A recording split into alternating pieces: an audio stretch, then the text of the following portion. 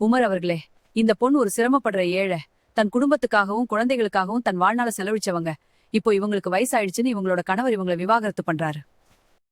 இந்த பொண்ணு எந்த தப்பும் பண்ணாதவ. நீங்க தான் உங்க குடிமக்களுக்கு பொறுப்பேற்றுக்கணும். இப்ப அந்த பொண்ணு விவாகரத்தாயி தன் சகோதரன் வீட்ல இருந்தா நல்லாவா இருக்கும்? நீ உன் மனைவியை விட்டுட்டேன்னு கேள்விப்பட்டேன். அவளை விவாகரத்து பண்ணிட்டியா? நான் விசாரிச்ச வரைக்கும் அவளை பத்தியெல்லாம் நல்ல விதமா சொல்றாங்க. அப்படி இருக்க ஏன் விவாகரத்து பண்ணனு தெரிஞ்சுக்கலாமா? அமீருல் முஃமினின், அவ நல்ல பொண்ணுதான். ஆனா எனக்கு அவ மேல பிரியம் இல்ல.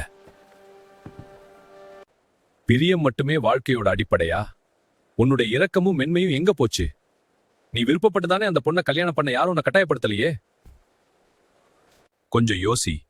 கல்யாணம் என்பது முறிக்கப்படக்கூடாத ஒரு ஒப்பந்தம். அவ நமக்காக சிரமப்பட்டு நம்ம குழந்தைகளை சுமக்கிறா. நம்ம நோய்வாய்ப்படும் போது நம்மள கவனிச்சுக்கிறா. இது எல்லாத்தையும் பண்றா. தன்னோட இளமையவே தியாகம் பண்றா. ஆனா அவளுக்கு வயசு ஆயிடுச்சுன்னு சொல்லி அவளை விவாகரத்து செய்யறது கொஞ்சம் கூட நியாயம் இல்ல.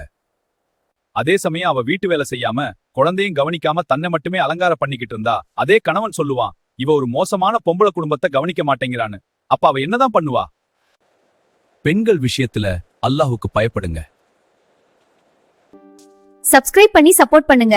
உங்க ஆதரவு எங்களுக்கு மிகவும் முக்கியம். நன்றி. மீண்டும் சந்திப்போம்.